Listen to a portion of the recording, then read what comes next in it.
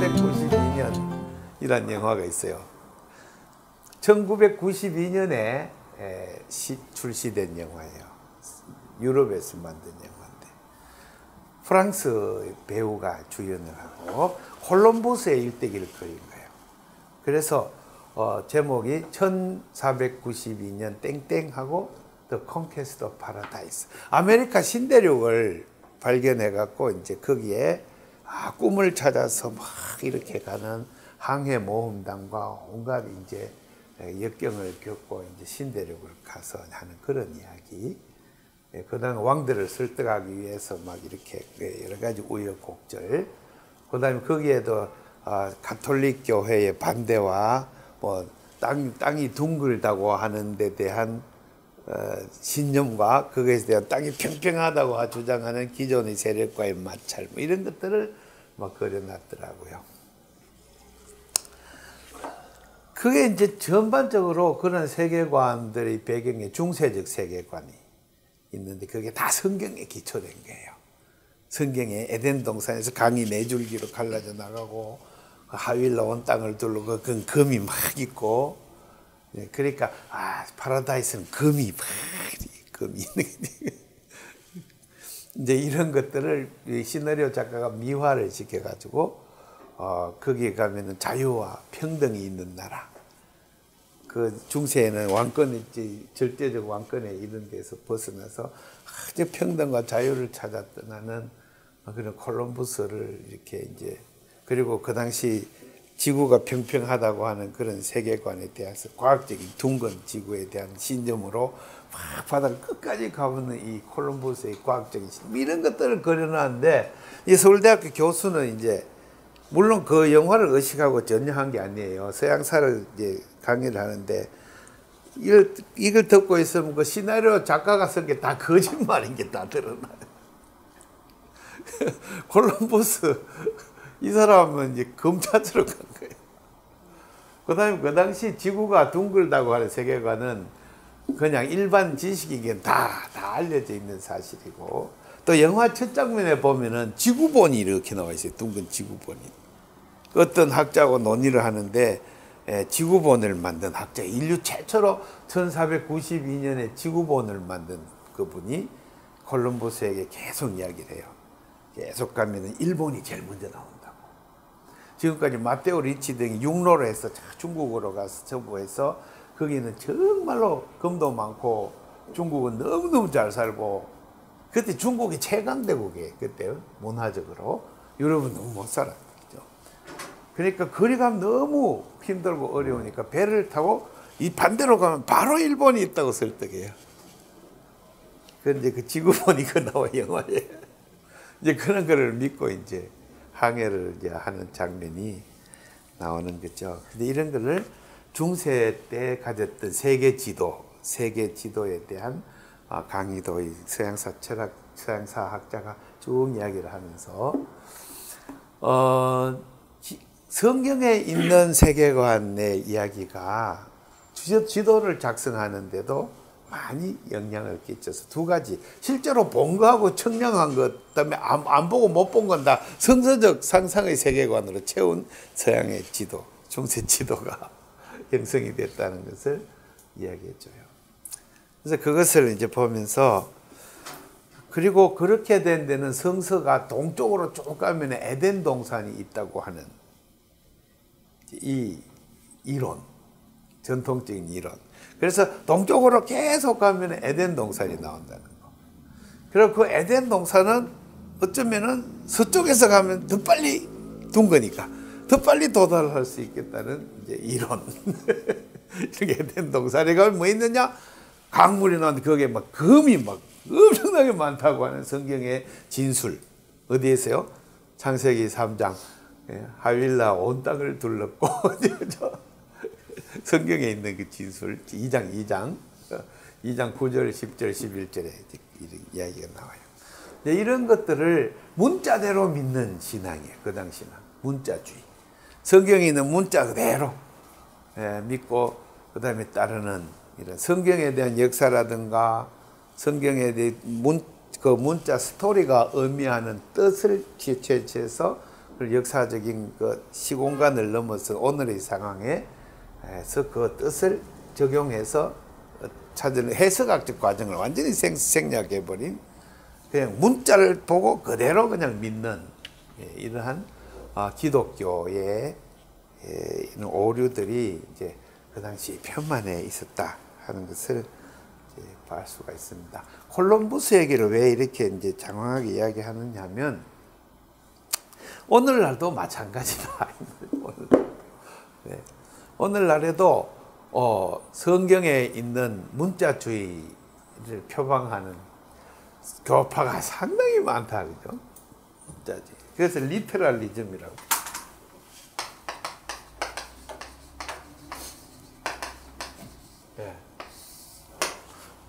문자 1.1핵도 변함이 없다. 성경에 그 말이 있거든요.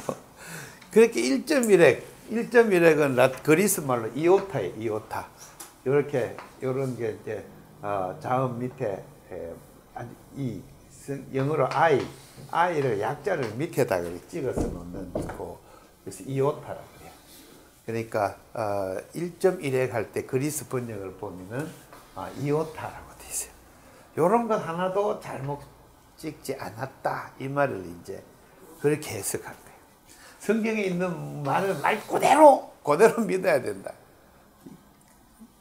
그렇게 하니까 리터럴리즘 돼갖고 성경이 고대적 세계관 속에서 그 사람들의 언어로 사용된 것들을 세계관 자체를 그냥 고집해버리는 거예요. 고대 세계관 자체를. 예. 이제 이런 오류들을 이제 엄청나게 하고 오늘날에도 일각에서는 천지 창조 하나님이 천지를 창조하시니라. 그 전에 중세 때 1500년대에 어시어 주교가 BC 4014년인가 그때 하나님이 창조했다 하는 이론을 오늘날도 그대로 받아갖고 이제 그때 1500년대니까 지금 500년 지났으니까 거기도 500년을 더해갖고 지금은 이제 뭐 지구의 창조는 천지 만물의 창조는 5000년 전에 이루어졌다. 이렇게 주장하는 사람이 기독교 안에 한국교회 80%나 돼. 엄청 많아요. 부흥사들이 막 전부 이걸 다 전하고 다녔어요. 시골 교회 가보세요. 시골 교회 가면 부흥사들이 다 그렇게 가르쳤어요. 5000년 전에 하나님이 빛이 있으라 그래가지고 빛이 생겨났다고. 그리고 성경의 아들 보고 주일학교 학교 가서 그거 과학 배우고 오면은 빅뱅 이론 막 이런 거 배우고 오면은 그 학교 전부 거짓말이라고 했어요. 과학 거짓말이라고. 과학 거짓말, 진화론 거짓말 다 거짓말. 고생물학 다 거짓말. 뭐 생물이 아메바서 진화해놨다 이 거짓말. 하윌로 온 땅을 강이 4걸레로 굴러갔으니까 그럼 바다는 어떻게 된 거예요? 물으면은 에덴 동산에서 나온 물이 그냥 땅속으로 들어갔고 저 밑에 펑펑 솟아나 거기 바다라 그렇게 가르쳐 중세 때는. 그것도 서양 철학사에 서양사에 나와요. 아까 한 그 자세히 들어보세요. 재밌어요. 그 중세 때 있는 세계관이 오늘날까지 그대로 갖고 있으면 그거 되겠어요. 시대마다 세계관은 자꾸 폭이 넓어지고 확대되고 우주의 큰 광대한 이 흐름까지도 지금 위성이 날아가면서 계속 사진을 보내오고 있는 이런 판에 계속 그걸 고집하고 있는 사람들, 그런 사람의 오류는 리터럴리즘이죠. 이것을 우리말로 번역하기를 문자주의라고 부릅니다. 문자주의. 성경을 이해하는데 제일 방해되는 거예요. 제일 방해.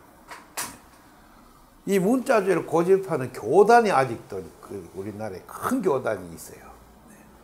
그래서 성서의 역사다 무시. 이런 거 역사를 무시해버려요.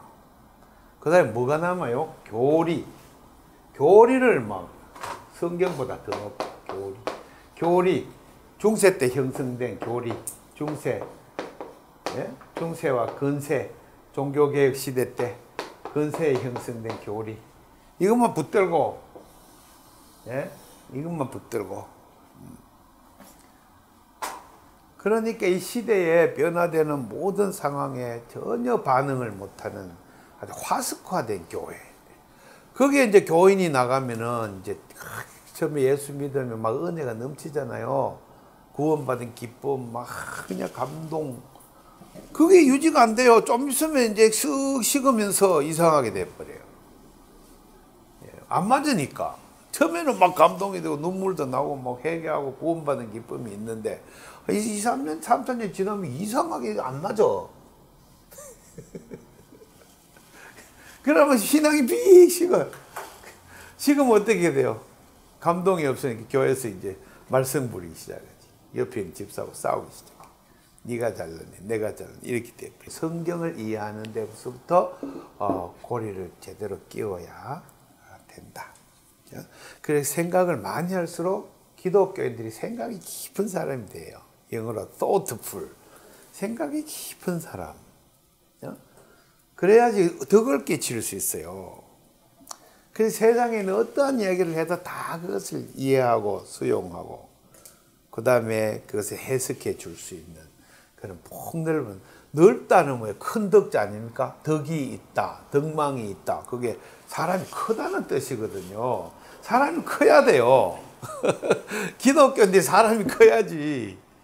그래야지 사람들이 다 좋아하고 그러죠. 기독교인들이 조금만 틀리면 이단이라고 그러고 조금만 틀리면 막이라고 그러고 대척하고 배타주의로 빠지고 지금 한국교회 이렇게 돼 있단 말이에요. 목사들부터 그래 진짜. 죄송합니다만 목회자는 목회할수록 좁아져. 목회할수록 나이가 들수록 넓어지게 해야 되는데 목회할수록 좁아져. 야, 이러면 안 된다. 그 다음에 목회할수록 더 열심히 탐구심이 많아. 공부를 더 열심히 해야 되는데 나이가 들수록 공부를 잘 안 해. 그래 교인들 다 죽죠. 다 죽어요. 그래서 이 토역 성서 강좌는 엄청 중요합니다. 오늘 다룰 세계관, 역사관 이 부분은 아주 본질적으로 중요한데 지금까지 큰 걸 다뤘잖아요. 빅 히스토리. 그 다음에 지구의 역사, 그 속에 이제 호모사피엔스의 출현도 다루고, 그 다음에 뭡니까? 농업혁명까지 이야기하고, 그럼 제도 종교의 문제점, 제도 종교의 기원에 대해서 다뤘잖아요. 지난 시간에. 괴벨클리 테베라는 곳에 농업혁명이 출발하면서 정주하는 형태의 종교인들이 생겨난 것 같다잖아요. 정주는 어떻게 시작됐냐? 그러니까 재정일치 사회가 출발한 거죠. 그러면 이제 농업사회, 농업혁명으로 생긴 잉여농산물이 막 생기는 것을 독점하는 폭력 집단이 생겨나요. 그죠? 미솔로지를 생산해내는 그 미스를 통해서 공동 대규모의 집단을 운영할 능력을 갖춘 제의적 제사장 그룹이죠. 종교인들이에요. 종교인들이 사회적 권력을 처음부터 쟁취해서 정주하는 생활을 시작했다. 그죠? 그래서 수렵 어로로 돌아다니는 사람들이 점점 그 주위에 이제 함께 정착을 하는데 대규모 밭을 개간해야 되잖아요. 밭이 없는 세계예요. 농사 짓는 농토를 개간하는 노동력이 어디서 나왔어요?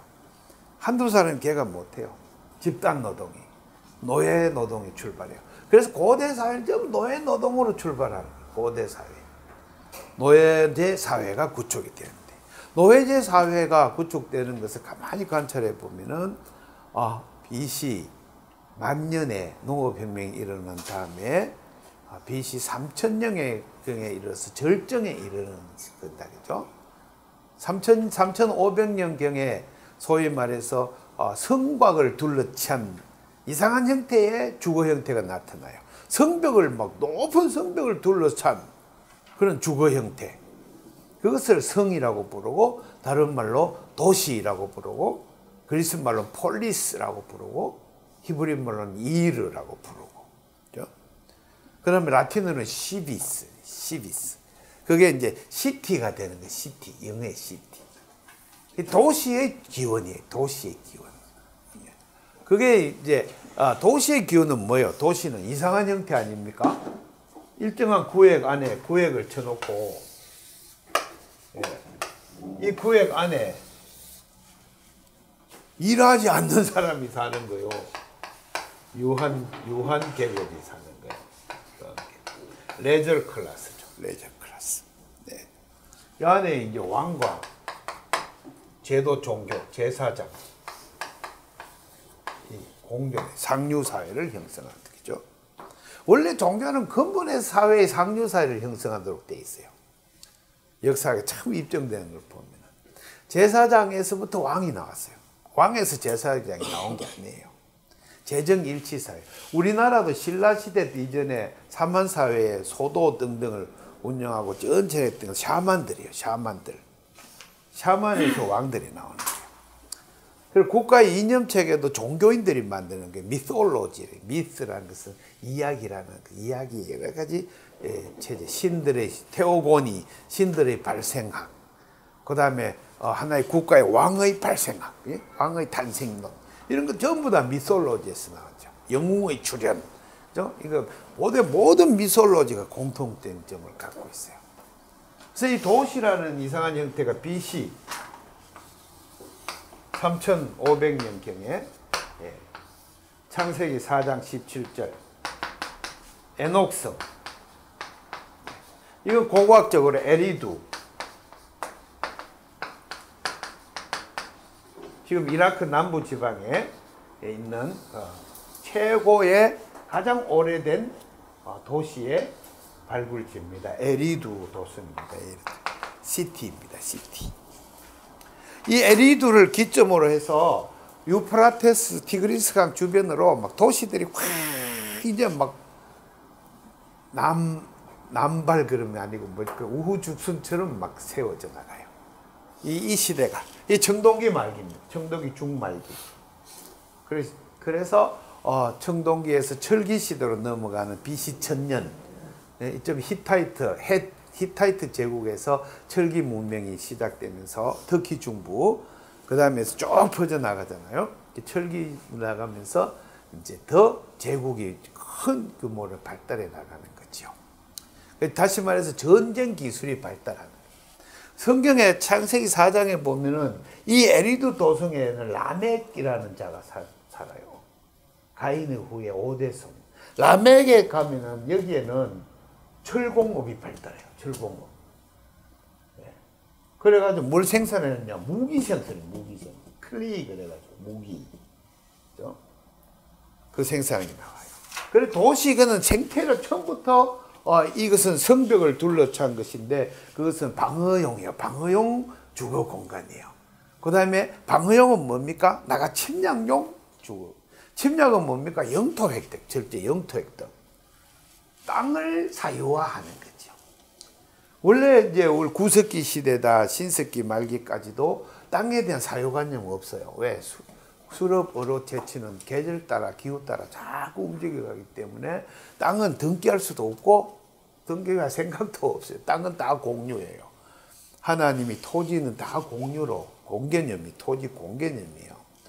이런 형태가 생겨나면서 이 사람들은 이제 노리는 것은 대단히 영토와 거기 생기는 농산물의 독점이죠. 이것이 이제 목적이에요. 그럼 이들이 갖고 있는 폭력으로서 뭘 하느냐? 노예를 계속 취득해 나오는 거죠. 어떤 마을 전체를 장악해가지고 거기 있는 자들을 다 끌고 와서 공사 현장에 투입하는 거예요. 아니면 일부는 길들여서 병사로 또 군사로 사용하고 이런 형태의 체제를 고대 노예제 사회라고 이제 인문학에서는 그렇게 보고 있습니다. 이것은 중국 문명도 마찬가지고 인더스 문명, 이집트 문명, 또 메소포타미아 문명, 또 그리스 문명, 또 라틴, 로마 제국 다 같은 형태의 사회적 체제를 형성하고 있습니다. 이런 체제를 유지하기 위해서 종교가 또 큰 역할을 합니다. 종교적인 아베스타 경전도 봐도 그렇고 조로아스터 경전요. 그것은 이제 고대 페르시아 또는 바빌로니아 제국을 유지시킨 이념체계 아닙니까? 또 이집트에 있는 그 경전들요. 또 우리가 잘 아는 헬레니즘, 즉 우리가 헬레니즘 찬양, 서양학자들이 헬레니즘을 막 찬양하잖아요. 플라톤, 소크라테스, 뭐 아리스토텔레스, 그 전에 프리소크라틱스들을 막 인문학에서 막 찬양하고 이랬잖아요. 민주주의가 거기서 나왔다고. 다 거짓말이죠. 제가 볼 때 거짓말이에요. 그들이 말하는 민주주의, 요한에서만 민주주의예요. 요한에 있는 요한 계급들 사이에 일어난 지배체제의 민주주의예요. 그거는 이 사람들은 요 바깥에 있는 사람이나 요 밑에 일하는 사람, 노예들을 인간으로 안 봤어요. 이런 체제를 맨날 배우니까 현대의 평화는 한참 멀은 거예요. 국가가 발전할수록 점점 더 평화는 깨지게 돼 있어요. 그래서 이런 전체적인 이 시대를 고통 앓고 있는 노예들의 합창이, 히브리 노예들의 합창이 성경이란 말이에요. 제가 주장하는 게. 그걸 헤브라이즘이라고 부른단 말이에요. 헤브라이즘은 혈통 개념이 아니란 말이에요. 혈통이나 지역, 국가, 민족 개념이 아니에요. 이스라엘 국가 사람들이 자기들이 국가를 지금 만들어 놓고 히브리 전통을 자기 조상들이라고는 다 거짓말. 성경적으로 전혀 근거가 없는 이야기예요. 아브라함의 후손, 이슬람도 아브라함의 후손이라 그러는데 그러면 이스라엘만 후손이냐? 아니다 이겠죠. 유대 셈족주의, 그것이 아브라함의 후손이냐? 그렇지 않다 이 말이에요. 성경을 처음에 곡해하고 오랫동안 왜곡시켜 온 그 결과가 이제 전부 드러나고 있다. 그래서 우리가 지금 종교개혁 500주년을 맞아서 제2의 종교개혁을 이제 해나가는 기점은 성경을 올바로 정언하고 올바로 파악하고 올바로 생활에 실천하는 데서부터 교회의 개혁이 또 기독교의 전반적인 새로운 이해가 요청된다 생각합니다. 그래서 여기서 고생당한 사람, 고통당한 사람들은 일단은 문자를 몰라요. 문자를 모르는 사람들, 노예들. 왜냐하면 첫째로 야만인이라고 부르는 자들을 잡아왔으니까요. 대량으로 취득해오니까요. 그리고 전쟁에서 패배한 자들 중에서 이제 문자를 아는 사람이 생겨났어요. 다시 말해서 내가 저쪽 도시에 있는 자들을 전멸시키고 거기 잡아왔더니 그 중에 제사장들이 잡혀왔어요. 제사장들은 문자를 통달한 사람들이죠. 교육받은 노예들이 생겨난 거예요. 예루살렘에 잡아갔더니 예루살렘에 아주 고급의 교육받은 히브리어를 영통하게 하는 그런 제사장들이 다수 잡혀갔어요. 성경에 보면. 그리고 이분들이 잡혀가가지고 깨닫는 책이 성경이에요. 이분들이 히브리 노예들 중에 문자를 아는 사람들. 그렇죠? 이분들이 뭘 깨달았을까요? 과거에 우리가 노예들을 부리고 이 속에 살았구나. 이게 그 예루살렘이란 이름의 다윗성이라고 부르는 여기에 우리가 노예를 부리고 살았구나. 그거를 이제 자기들이 노예가 된 다음에 깨달은 거예요. 노예가 돼보니 죽을 맛이잖아요. 너무 힘들겠죠. 노예를 부리다가 갑자기 싸움에 져가지고 노예로 끌려갔으니, 그죠? 상상해 보세요. 이 노예들이 얼마나 힘들었겠어요. 노예를 부리다가 노예가 됐으니 죽을 맛이다, 그죠? 이 사람들이 성경을 썼다는 것이요. 제가 주장하는 바는 바빌론 포로로 끌려가서 50년 동안을 노예 생활하다가 1대는 죽고 그 다음에 제2대가 교민 2세, 교민 2세에서 이러한 깨달음이 구체적인 공동체 운동으로 시작된 거예요.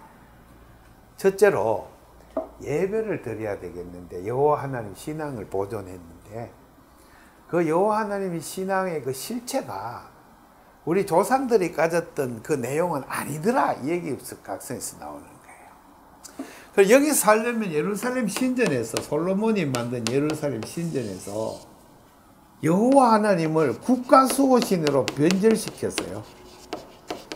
또 도시 국가 수호신. 다시 말해서 수많은 신들, 만신들 중에 한 신으로 전락을 시킨 거죠. 즉 다실론으로 타락시킨. 지난번에 우리 공부했죠. 다실론 체계로 신앙생활을 했다고. 그래서 이러한 생각이 예레미야 34장, 35장에 나와 있어요. 거기 보면 예루살렘 멸망의 원인은 하나님이 저 언약법에 노예를 해방시키라고 되어 있는데 노예를 해방 안 시키고 계속 노예만 부려먹고 그러다가 망했다 하는 반성이 예레미야 예언서에 나와요. 어떻게 나왔냐 자세히 읽어보면 이래요. 시드기야 왕 때요.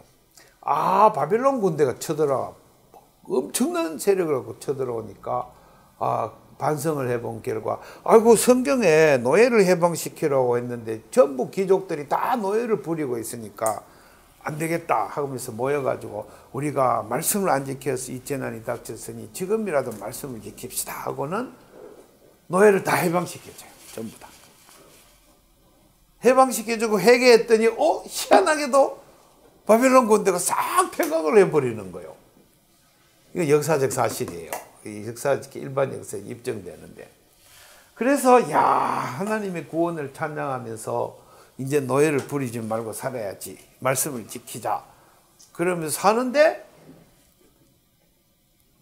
불편해. 직접 세수도 해야 되고 손톱도 직접 깎아야 되고 밥도 자기가 직접 지으려니까 너무 힘든 거야. 청소도 직접 하려니까. 안 되겠다. 모여가지고 도로 잡아들이자 합의했어. 그래서 노예 풀어줬다고 도로 다 잡아들여. 예레미야에서 있어요. 그랬더니 고만 막 진짜로 쳐들어온 거요. 전보다 더 많은 대군이 막 느부갓네살이라는 자가 막 대군을 막 몰고 쳐들어왔어. 그죠? 그래 이미 늦었어. 그냥 바로 함락이 돼가지고 나라가 망해버렸어요. 그래 그 사람들이 끌려간 거예요. 바빌론이야. 자 그러면 좀 더 상상해 봅시다. 사회학적 상상력. 사회학적 상상력이 엄청 중요하죠.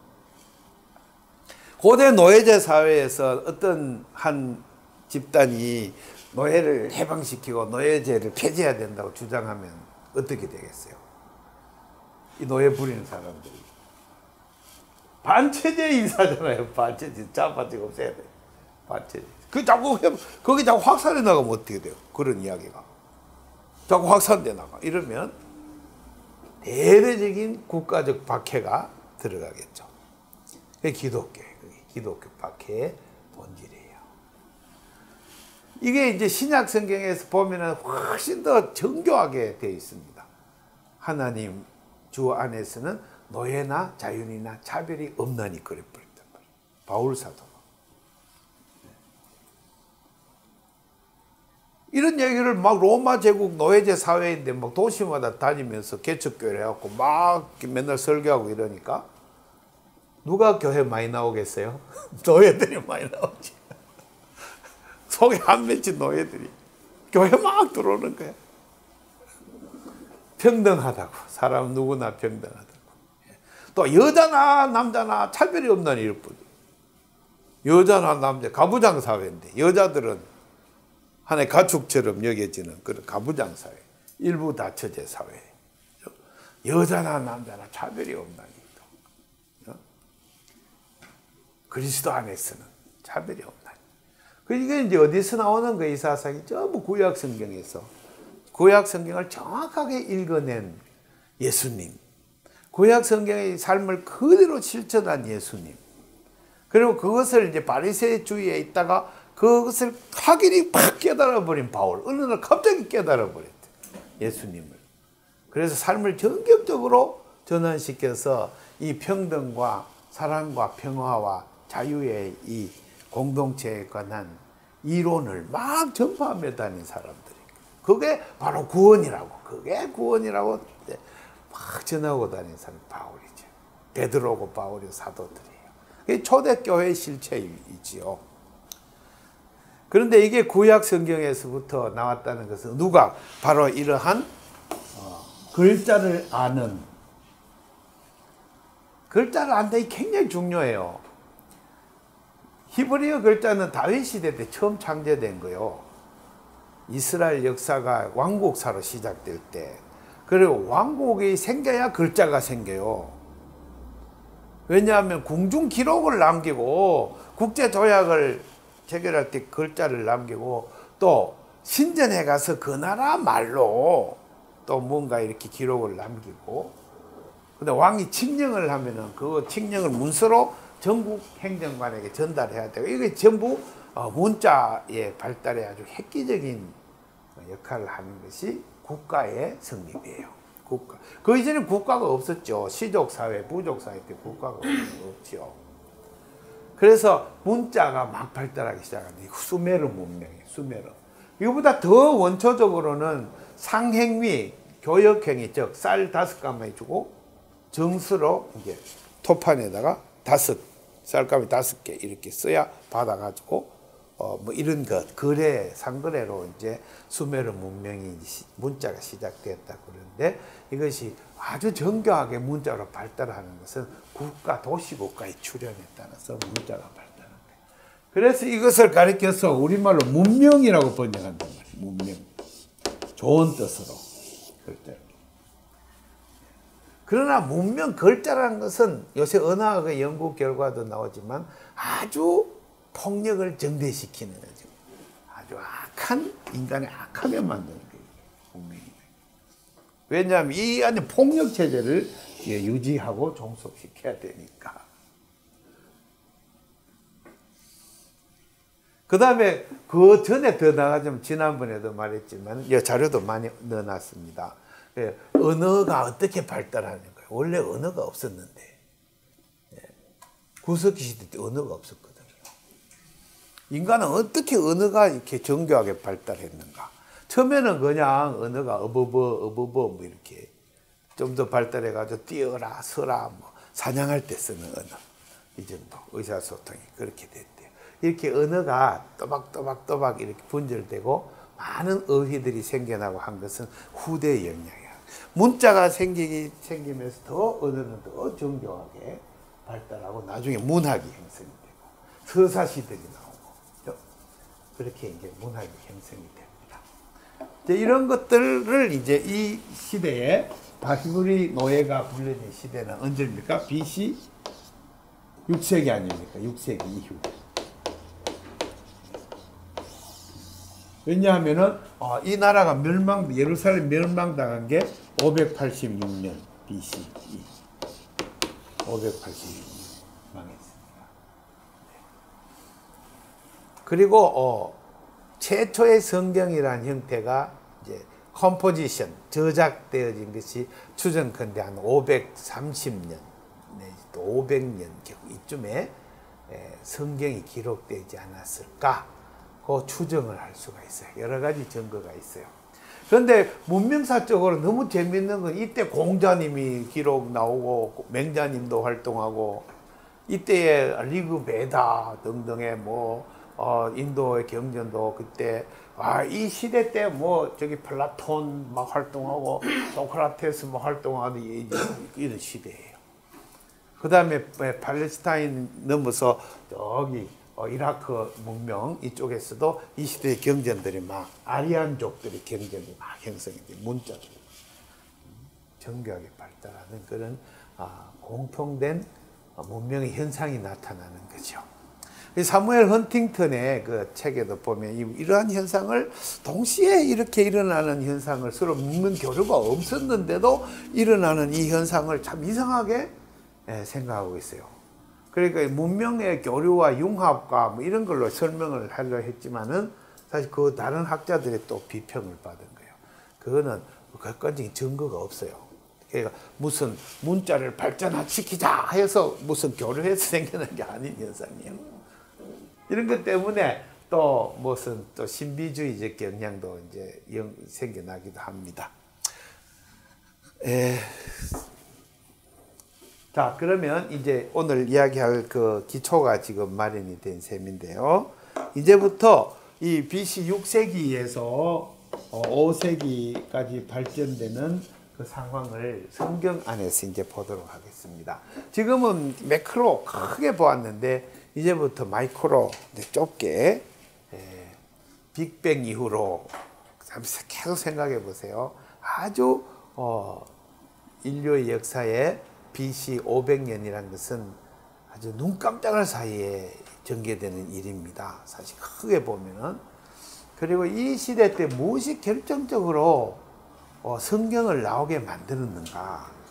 그리고 왜 성경이 나오고 난데 그토록 파워 있게 강하게 아주 영향력을 끼치면서 오늘날까지 이 문명사에 성경의 파워가 계속 있는가 하는 부분이에요. 그 부분에 이제 제가 발제드리는 건 첫째, 제일 먼저 역사를 집필하는 사람이 있었다. 그거는 중국에는 사마천이 역사기를 쓰는 시절이고요. 또 헬레니즘 문명에서는 헤로도토스가 히스토리아라는 책을 저술하던 그 시대예요. 최근에 나온 번역책을 전에 보여드렸죠. 히스토리아 책. 이때만 두껍게 번역이 나왔더라고요. 근데 이 히스토리안 책은 원래 히스토리아라는 이야기란 뜻이거든요. 그 여행하면서 본 것을 매 적어가지고 여행기예요. 그 여행기. 팔레스타인과 저기 이라크도 갔다 오고 지금 이집트까지 갔다 온 헤로도토스라는 사람이 고향에 돌아와서 그 여행기를 전부 적어가지고 묶어서 이제 책으로 이제 낸 거죠. 그러니까 견문기라고 할 수 있어요. 그것이 히스토리아입니다. 그래서 성경은 그런 여행기가 아니에요. 성경은 조상들과 주변 환경 모든 종교들에서 이야기하는 이야기들을 전부 들으면서 그게 과거사죠. 과거사를 들으며 정리한 책, 과거사 정리책이에요. 이게. 그 제1차 과거사 정리책이 뭐냐 하면은 그 동기가 예루살렘에 우리가 노예를 부리고 살다가 지금 노예가 됐는데 우리가 뭐 때문에 어쩌다 망했느냐 하는 부분이에요. 어쩌다 이 모양 이 꼴이 되었느냐. 왜 망했느냐 하는 질문이에요. 그럼 과거에 우리가 무슨 짓을 했길래 뭘 잘못했느냐. 그래서 그걸 따지다 보니 역사서를 기록하게 된 거예요. 이게 성경에서 제1차본이에요. 1차본. 지금은 남아있지 않죠. 역사서 제1차본. 이게 비교적 짧은 형태의 창세기로부터 열왕기까지 있는 1차본입니다. 이 역사서의 주제는 죄가 무엇이냐, 우리가 무슨 잘못을 했느냐를 밝히는 데 집중되어 있는 책이에요. 그래서 이 1차본을 쓴 사람을 그걸 전체를 보니까 기제가 신명기의 신학이 쭉 처음부터 끝까지 이어져 있기 때문에 신명기 사가라고 이름을 학자들이 붙이는 거예요. 신명기 사가. 이 사람이 1차본 성경을 썼어요. 조금 어렵죠, 지금부터. 이 1차본을 쓴 것은 지금의 형태의 성경이 아닙니다. 그 속에 부분이 들어있어요. 그런데 이 1차본의 핵심은 이 고통스러운 현실을 만드는 내가 또는 우리가 무엇을 잘못했길래 그 다음에 어떻게 이 잘못을 고치면 다시 다른 세계로 과거와 같지 않는, 과거에 우리가 노예를 부리는 그런 영광을 누리는 게 아니라 어떻게 하면 하나님의 뜻에 합당한 그런 삶으로 우리가 살 수 있겠는가 하는 그 비전을 보려고 이제 시작하는 거예요. 그래서 이 1차본의 이 역사서가 저술이 되어서 고대에는 출판이 되면 뭐 책을 뭐 쫙 펼친 게 아니에요. 그걸 쓰면은 이제 그것을 회람하게 됩니다. 회람, circulation.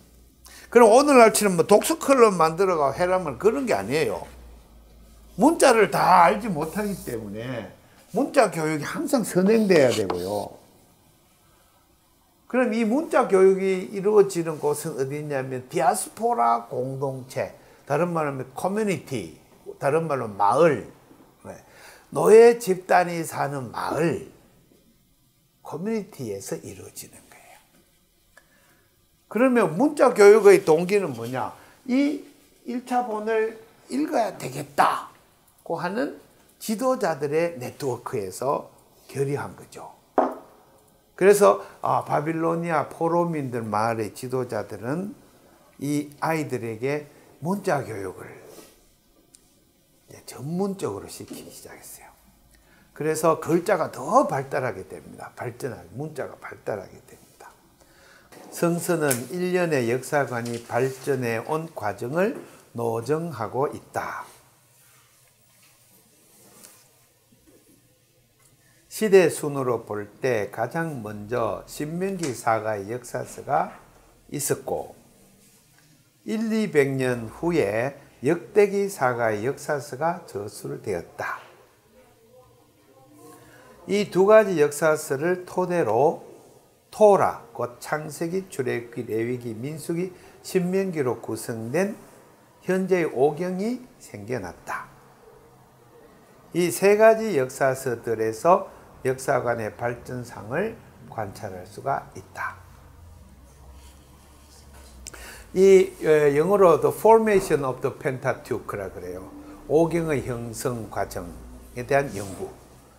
제가 이제 학위 논문이 그게 형성 과정 연구입니다. 제 전공 분야입니다. 그래서 되게 자신 있게 막 말을 하죠. 한국에서는 아직 이게 잘 소개가 안 되고 있어요. 지난번에 했듯이 성경에 JEPD 사문서 갓을 100년 전에 유럽에서 있었던 이론이 아직까지도 유지되고 있고, 즉 다시 말하면 옛날에 공부한 학자들이 아직도 강단에서 그 이론을 강의하고 있고, 또 교회 대부분의 교회들에서는 문자주의 거기에 근거해서 그런 모든 역사적 연구를 다 철저히 금지하는 분위기, 한국 교회 분위기입니다. 한 80% 되는 진영에서 성서 문자주의로 갑니다. 그래서 문자 무엇을로 갑니다. 그리고 성경을 1.1핵도 변함없이 무조건 그대로 믿으라 이렇게 나갑니다.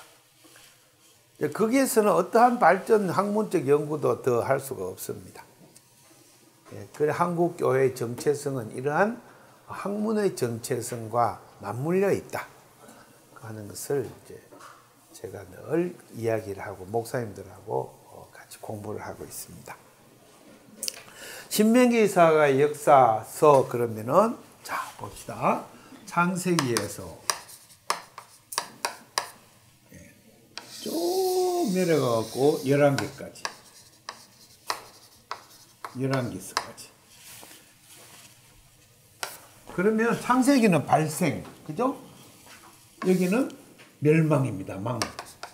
마지막에 유다 왕국이 멸망당한 이야기를 끝나거든요.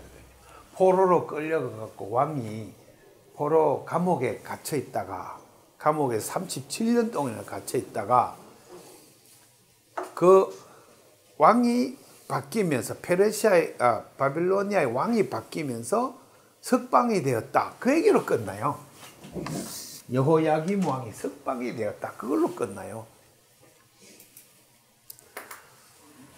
그래서 중간중간에 이제 큰 기점이 뭡니까? 다윗이라는 사람이 나타나가지고 너무 뒤로 갔다. 시점을. 중간에 찍어봅시다. 다윗이라는 사람이 나타나가지고 왕국을 세웠다. 왕국. 킹덤. 이전에는 왕국이 없었다. 당연히 없었다. 그런데 이스라엘 왕국이 생겼는데 이전에는 애굽이란 제국이 있었고 가나안 땅에 수많은 왕국들이 있었고 아시리아라는 왕국, 아수르, 성경 아수르, 아시리아, 바빌로니아 등등의 왕국이 주변에 즐비한 속에서 아브라함의 후손들은 왕국이 없었다. 세월이 많이 지났는데 이 시점에 가서 사울이라는 자가 첫 왕이 되었는데 실패하고 사울, 그 다음에 다윗이 왕국을 세웠어. 이 뒤에는 다윗 왕국이래. 다윗 왕조를 세웠다. 이게 이제 그 나중에 다윗 왕조가 망했다. 이 얘기가 이제 역사의 그 골간이에요, 골간. 원래 그 한국 구약학회에서 학회지를 보내왔더라고요. 어제 뜯어보니까 거기에 이제 신진학자가 논문을 하나 냈더라고요. 사무엘 상서 8장에 대한 논문이에요. 제가 지금까지 강의하는 것이 정반대 이론을 내놨더라고요. 읽어보니까. 저는 사무엘서 8장 이론을 이스라엘 왕국의 출발에 대한 신명기 사가의 부정적인 평가, 왕국을 보는 부정적인 눈, 이렇게 이제 저는 봤는데 그 학자는 지금 논문을 단 안 읽어봤습니다. 제목이 다윗 왕가의 정당성을 왕의 정당성에 대한 그 근거를 제공하는 사무엘서 8장 이렇게 읽었더라고요. 사무엘서 8장이 뭔지 알죠? 사무엘이라고 하는 예언자가 활동하는 중에 그 예언자의 직분은 뭐냐면 사사라고 하는 지도자예요. 사사. 왕은 아니지만 사사라고 하는 재판, 즉 법의 해석을 통한 여러 가지 소송 사건과 공동체의 규율을 정해주는 사람, 사사예요. 사사에게는 군대가 없어요. 왕국과 같은 군대가 없어요. 어떤 강제로 뭐 하는 게 아니에요. 사람들이 모인, 원로들이 모인 자발적 회의에서 사사의 지도로 법을 통해서 결정하는 지배 체제예요. 지배 체제. 그것이 이제 이스라엘의 사사기라고 하는 것에 나타나 있어요. 사사기. 사사시대예요. 이것을 해보니까 너무 힘들다 이거예요. 주변에는 전부 왕국들이 둘러싸여 있어서 매우 효율적으로 통치하고 군대가 있어서 막 영토도 막 뺏어오고 생산력도 막 증대되고 이러는데 이 사사시대를 해보니까 이스라엘은 너무 힘들어. 계속 또 지배당했다가 하나님이 또 이렇게 세워줘서 가면 또 내부적으로도 이 백성들이 자꾸 사상적인 시험에 들어. 우리가 이런 식으로 살다가 되겠나? 이 여호와 하나님 자꾸 이래라 그래서 이래 살긴 하지만 자꾸 이렇게 살다가 되겠느냐 하는 내부에 자꾸 회의들이 생겨갖고 사사 12사사를 겪을 때까지 계속 굴곡을 좌절을 겪는데 이 신명기 사가는 이 역사를 쓰면서 자꾸 뭘 얘기하느냐 하면은 왕이 없어서 여러 가지 혼란이 있다 하더라도 하나님은 이 왕이 없는 언약 계약의 체제로 계속 가기를 바라는데 이 계약의 당사자인 이스라엘 백성은 더 이상 인내를 할 수가 없어서 다른 나라들과 똑같은 왕을 세우자고 마침내 결의를 해버렸다 이거예요. 그런데 그 왕이란 것은 신명기 법전에 보면은 신명기 법전이 있는데 그 법전의 17장에 보면은 이스라엘의 왕을 세우지 말라고 돼 있어요. 그래서 완전 왕을 세우면은 몇 가지 조건이 있는데 첫째, 왕은 재산을 많이 가지면 안 된다 이렇게 돼 있어요. 세상에 그런 왕은 없거든요. 왕은 재산을 많이 가지면 안 됩니다. 이렇게. 둘째로 왕은 군사력을 강화시키면 안 됩니다. 이렇게 돼 있어요. 그 다음에 백성들을 부역에 동원하면 절대로 안 된다. 이렇게 돼 있어요. 그 다음에 여자, 아내를 많이 거느리면 안 된다. 이렇게 돼 있어요. 그래 마지막으로 왕이 해야 되는 거는 하나님의 율법서를 끼고 항상 레위인의 지도를 받아 가정교사를 두고 매일 성경 공부를 해야 된다. 이렇게 돼 있죠. 신명기사가 이 왕에 관한 왕법, 그걸 왕법이라고 그럽니다. 그런데 이스라엘의 왕을 세울 때 그러한 법을 신명기사가는 무시했다 이거예요. 무시했다. 그래서 특히 사울이 그 법을 무시했어요. 사울은 사무엘의 말을 안 듣기 시작해요. 사무엘이 성경 공부시키면 잘 듣고 따라야 되는데 사무엘을 무시했어요. 그래가지고 자기가 사무엘 없는 데서 제사를 드려버려요. 제사장 역할을. 그래서 하나님께서 사울을 버려요. 그리고 다시 다윗을 세워요.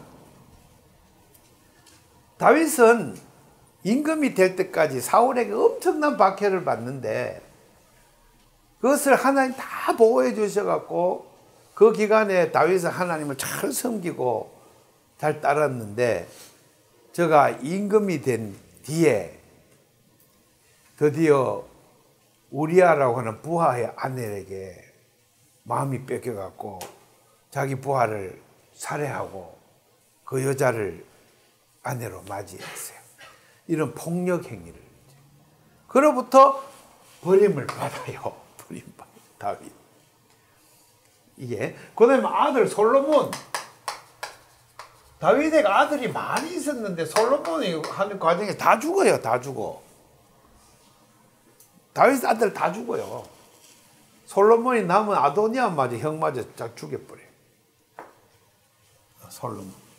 솔로몬이 이렇게 하나님의 지혜를, 그러면 이스라엘 통치를 하나님 말씀으로 잘 통치해보라 하고 지혜를 줘서 정말 지혜로운 왕이 되었는데 이가 이제 성공한 뒤에는 개무시. 마누라를 1000명이나 둬요. 1000명. 그 다음에 부국강병 정책을 써가 애굽의 말들을 막 군수 물자를 막 사들이고 그 백성들을 막 동원해갖고 막 성을 짓는 일에 막 백성들을 강제 동원하고 노예제를 확립하는 거예요. 노예제를 이게. 그래서 하나님이 얘를 이제 또 기각. 그런데 이 아들이 르호보암인데 이 왕이 나가지고는 왕국이 분열돼 버려요.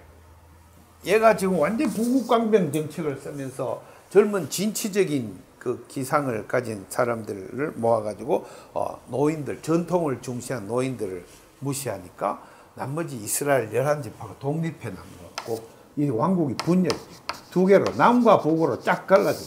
남왕국, 북왕국. 이래 가다가 북왕국이 먼저 망해버려요. 몇 년에? 722년에 먼저 망해버리고 호세아 왕이 마지막으로. 그 다음에 쭉 가다가 586년에 남왕국마저 누구를? 시드기야 왕을 마지막으로 망해버려요. 이게 역사예요. 요지는 왕을 세웠더니 하나같이 다 하나님의 법에 준행하는 자는 없었다. 그거예요. 그러나 그 과정에 하나님의 법을 잘 지킬 때는 승승장구 잘 되는 모습을 보여줘요. 그런데 인간인지라 꼭 정점에 올라가갖고는 팍 타락을 해버리더라. 네. 그걸 보여줘. 그게 인간관이에요. 그래 이러한 인간관은 어떻게 형성이 되었느냐 이거예요. 그걸 이러한 인간의 죄, 이 죄 때문에 이러한 왕국의 지배체제는 그야말로 폭력으로 점철되어 있는데 전쟁과 폭력, 인권유린과 전쟁과 폭력으로 얼룩져 있어요. 인종주의와 차별과 이런 걸로. 그러면 이것의 본 기원은 뭐냐? 더 올라가 봤더니 아담이 선악과를 먹었더라. 여기에 인간성의 근본적인 타락이 여기 있습니다. 그리고 그 가인이 폭력을 사용해서 동생을 죽여버리더라. 폭력의 기운이 폭력. 그 죄는 폭력이에요. 폭력. 폭력과 죄는 동일.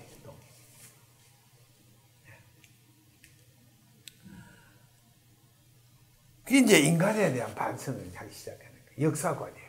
이런 역사관은 헬레니즘 세계도 어디도 찾아볼 수 없어요.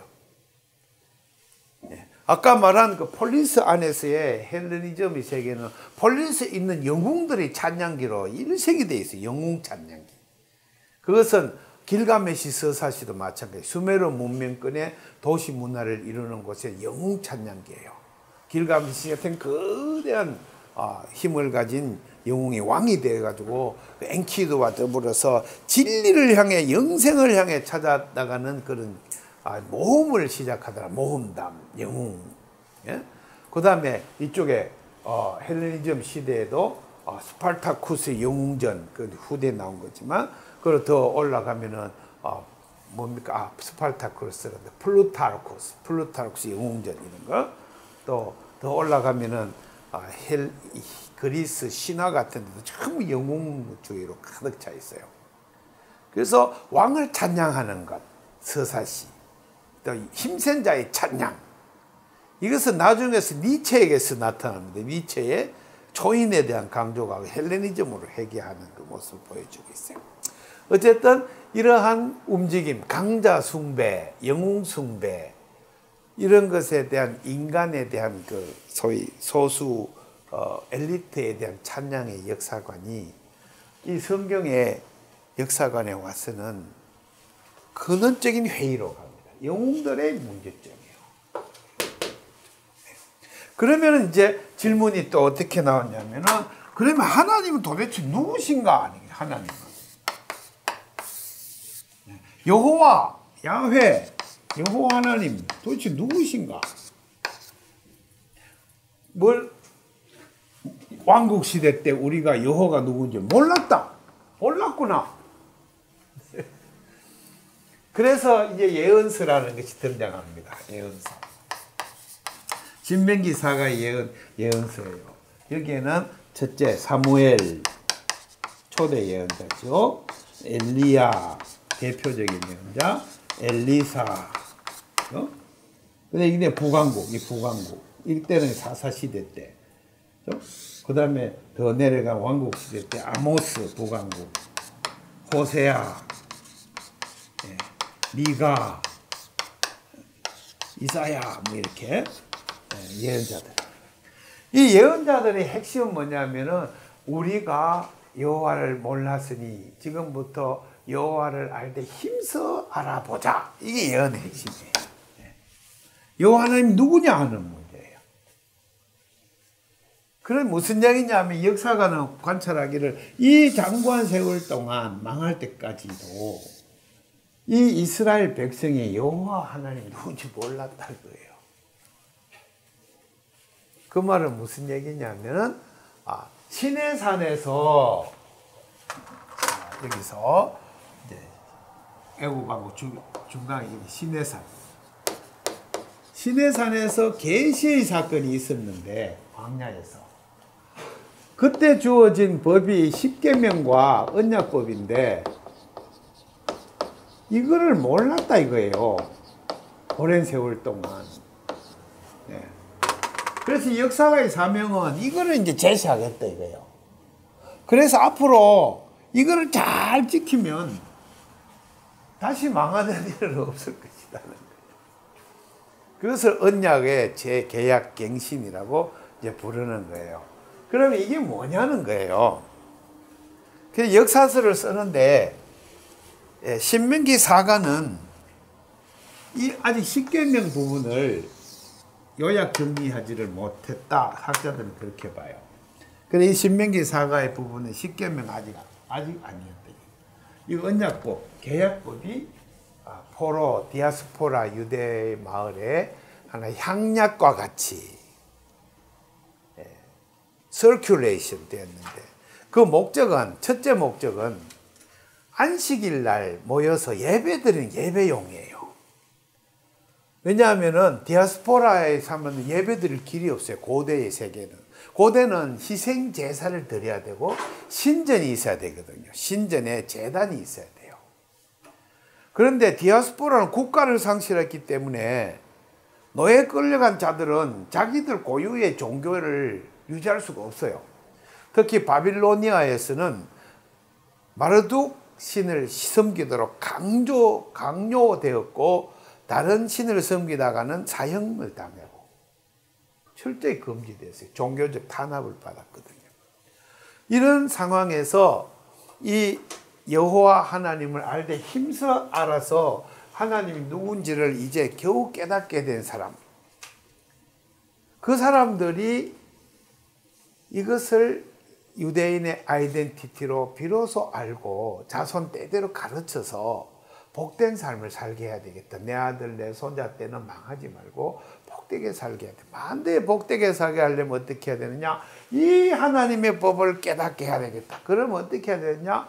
예배를 이제부터 드릴 때 희생제사, 동물 잡는 예배를 드리지 말고 하나님 말씀을 모여서 읽자. 그냥 말씀 봉동 예배가 시작된 거예요. 그게 안식일 예배예요. 회당에, 자기 집에, 좀 큰 집에, 방이 큰 집에 마을 사람들이 모여가지고 글자를 아는 랍비가 생기기 전이에요. 글자를 아는 지도자가 이 신명기 사가의 책을 쭉 펴가지고 읽어요. 낭독을 해요.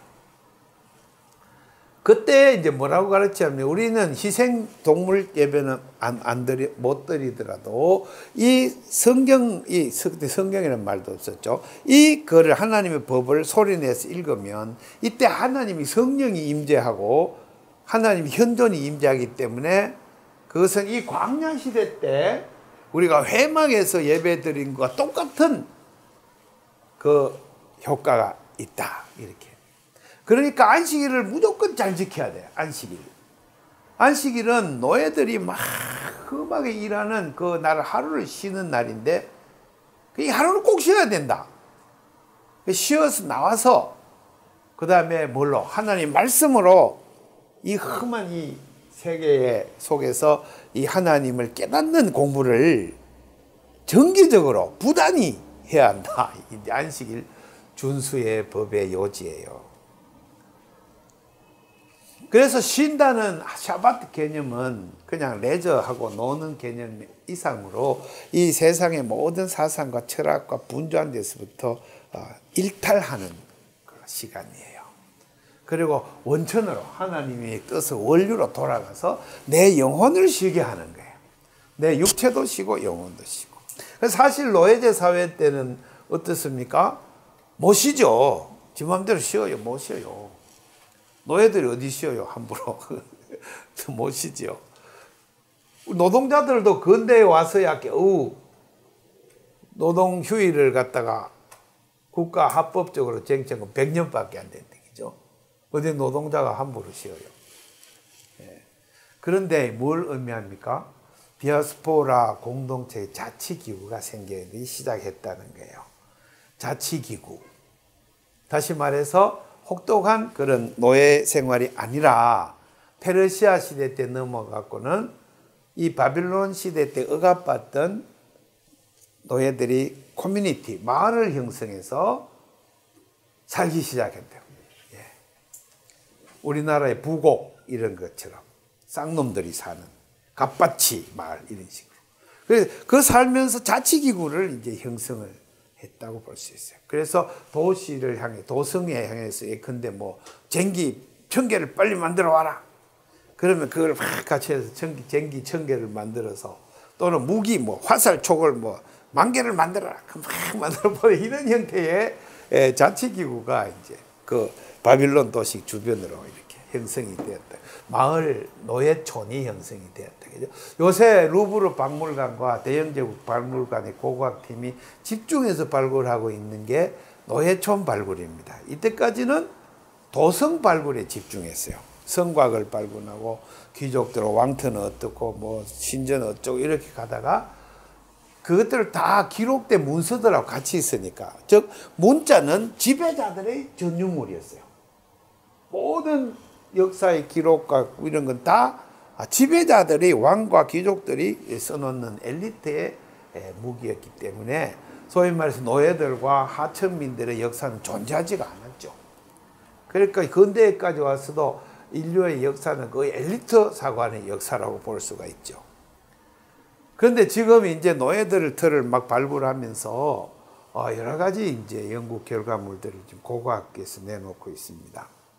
그래서 성경은 이미 옛날부터 노예에 관한 이야기를 하고 있는데, 애굽 땅에서 노예살이 하던 자들을 하나님이 그 고통 소리를 들으시고 모세라는 사람을 보내가 저들을 애굽의 노예 체제를 무너뜨리고 부서뜨리고 거기서 혁명을 이룬 게 아니라, 이게 중요해요, 탈출을 빼내왔다 이거요. 이 굉장히 중요하죠. 제가 몇 년 전, 10몇 년 했던 이 질문인데, 모세를 확 그냥 혁명을 일으켜가지고 바로왕을 만들고 애굽의 체제를 히브리 노예들이 다 관료들이 되고, 그래 거기서 좀 정의로운 사회를 이루면 안 되느냐, 이렇게 제가 생각했었어요.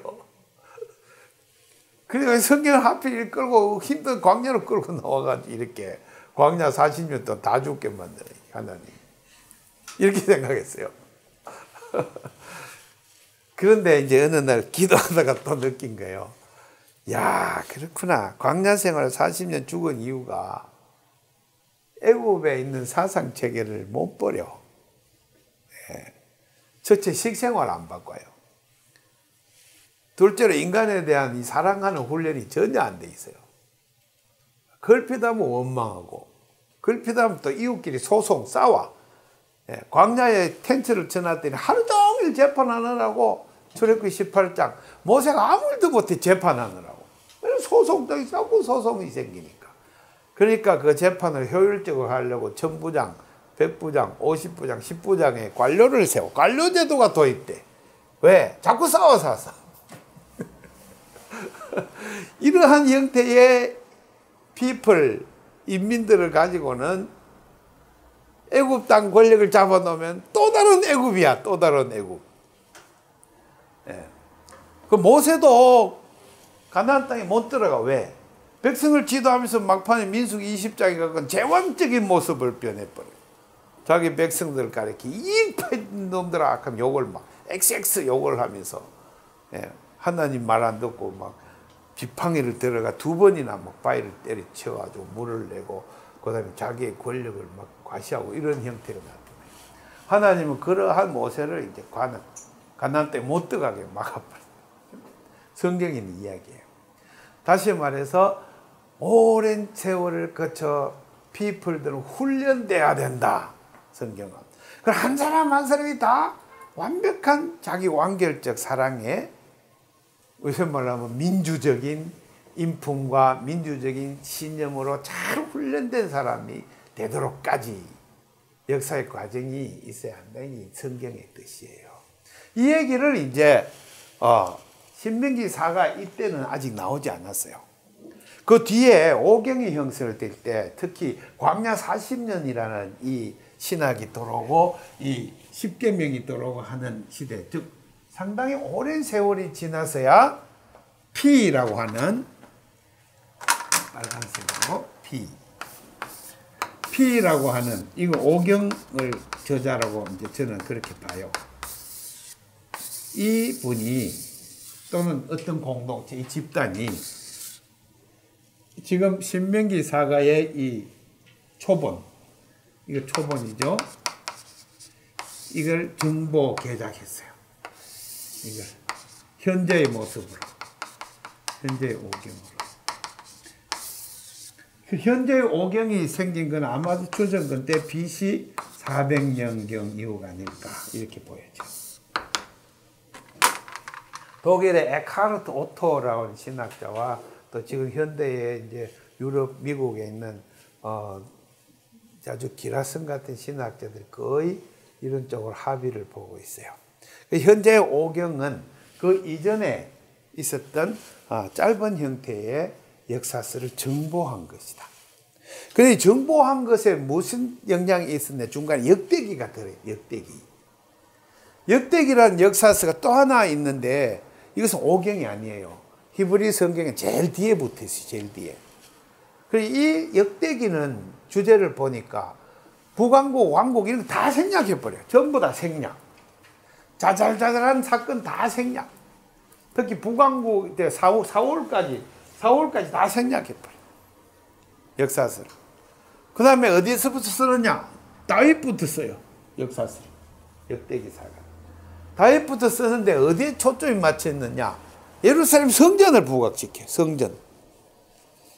그리고 그 위에 그 다 생략, 성전을 짓는 과정, 성전을 뭐 하는 솔로몬을 막 부각시켜요. 그러면서 뭐를 중요시 여기느냐면 성전 안에 지성소에 법궤가 있다. 언약궤가 있다. 언약궤는 하나님의 법이 적혀져 있다. 그게 성경이 말하는 이 성전은 어느 세상에도 없는 유일한 성전이다. 그러므로 말씀대로 살아라 하는 것이 하나님의 근본 뜻인데 이게 성전의 엑기스다. 예루살렘도 이 말씀대로 살아라 하는 특구다. 특구. 세상에 주신 특구. 그걸 강조하는 거예요. 그 특구를 잘 유지하라고 하나님 백성을 만들어 공동체를 만들어 놨는데 이 공동체가 하나님의 말씀을 잘 지켰어야 되는데 그걸 무시해가지고 그 성전이 망해버렸다. 그죠? 그걸 얘기하는 거예요. 그 역대기 사가가. 그래서 그 역대기 사가의 그 신학이 즉 말씀과 공동체만이 왕국을 대신할 수 있는 알터너티브다. 어떤 제국도 어떠한 번창하는 국가체제도 하나님은 원치 않는다. 하나님은 말씀으로 지키는 사랑의 공동체만이 유일한 역사의 대안이라고 우리에게 알려주셨다. 역대기의 핵심이에요. 그거를 이제 가지고 그런 사상 위에서 신명기사가 죄가 무엇이냐, 뭐가 잘못됐냐 이걸 딛고 그 위에다가 미래의 비전을 덧입혀서 현재 오경, 창세기, 출애굽기, 레위기, 민수기, 신명기라는 이 상당히 분량이 큰 책을 오경이라는 단권의 책을 만들어냈어요. 그러므로 오경의 핵심은 뭐냐? 첫째, 무엇이 잘못되었는가? 죄에 대한 각성. 둘째로 하나님의 그 뜻, 하나님의 법은 하나님의 뜻이거든요. 하나님의 뜻에 대한 깨달음. 그래서 하나님 누구냐 하는 데 대한 각성. 그리고 각자가 하나님과의 관계에 성숙하게 되어서 공동체를, 하나님 백성을 이루어 개혁 공동체로 살아가는 이것이 많은 고난과 우여곡절이 있지만 이 세계에 제국들이 있는 도시 문명에 대한 유일한 대안으로 이 땅에 주어진 것이다. 그래서 모세가 비스가산에서 가나안 땅을 보면서 죽어요. 그걸로 끝나요. 일부러 그렇게 만들었어요. 왜? 비전을 제시하는 것 같아요. 아직 이루어지지 않았어요. 거기에 너무 이 마지막에 편집할 때 들어간 게 뭐냐면 레위기가 들어갔어요. 레위기는 신명기사의 작품이 아니에요. 레위기는 이 피의 전용 작품이에요. 레위기에는 보면 희년법이 뒤에 들어가 있어요. 토지 문제를 제기하는 거예요. 50년 되면 다 토지를 원상대로 돌려주자. 이 말은 뭐예요? 토지 없는 사람이 하는 소리예요. 땅을 가지고 막 있는 지주들은 절대로 이런 생각 안 하죠. 근데 땅을 잃은 사람들이 하는 말이에요. 저 누구의 노예들이에요. 땅을 잃은 사람들은 50년 되면은 옛날 50년 전의 상태로 다시 돌아가자. 네.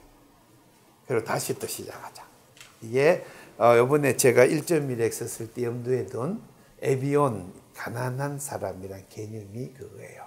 땅을 잃어버리고 또 빼앗겨버리거나 또는 가난해서 팔아먹어버리거나 해서 부동산이 없는, 그래서 가난해진 사람들, 에비온들이 에비온. 네. 이런 사람들이 사회적으로 천박한 지위에 떨어지는 게 딸 히브리 말로 천박한 사람들, 가난뱅이들요. 성경에 있는 희년법은 이런 사람들 다시 이렇게 세우는 것이에요. 그 다음에 또 더 나가면은 음식물 규정도요.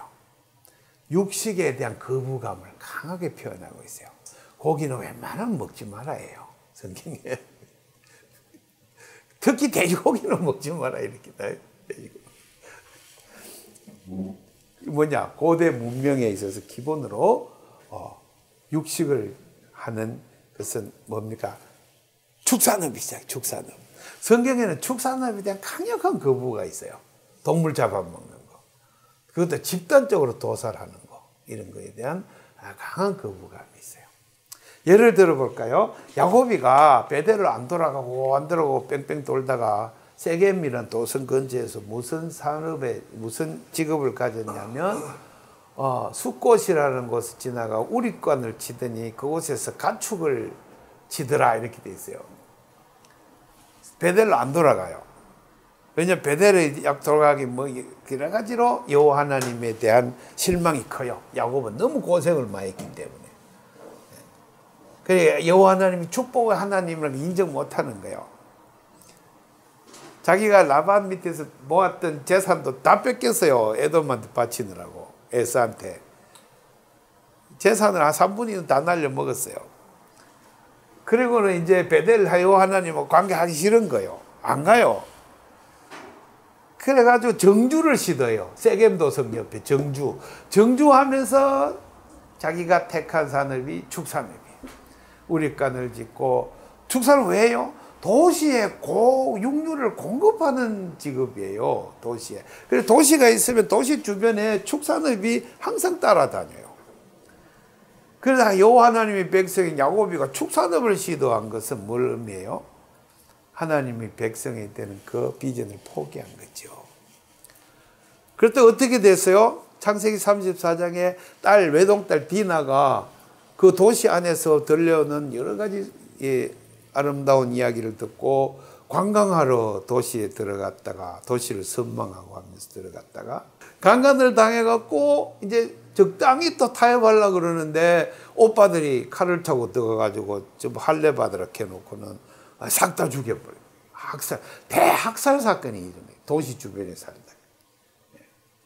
그래서 어쩔 수 없이 이제 가나안 주민들이 전부 들고 부족들이 들고 올라갔고 야곱 멸문지화를 시키려고 시도하는데 야곱이 벌벌벌 떠는데 하나님이 야곱에게 나타나가 야곱아 왜 너 베델로 안 돌아가느냐 이렇게 해가지고 야곱이가 그제서야 울며 겨자 먹기로 보따리를 사갖고 베델로 가니 하나님이 저들을 다 쳐들어오지 못하게 막아주셨다 이렇게 되어 있어요. 창세기 35장 1, 2, 3, 4절. 너무 재밌는 얘기죠. 이 축산 얘기 말고도 무지 많아요, 성경에. 예.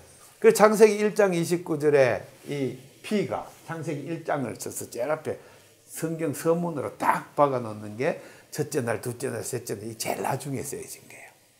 그게 1장 29절에 하나님이 사람의 먹을거리로 채소를 주니라 이렇게 돼 있어요. 고기를 먹으라 소리 안 했어요.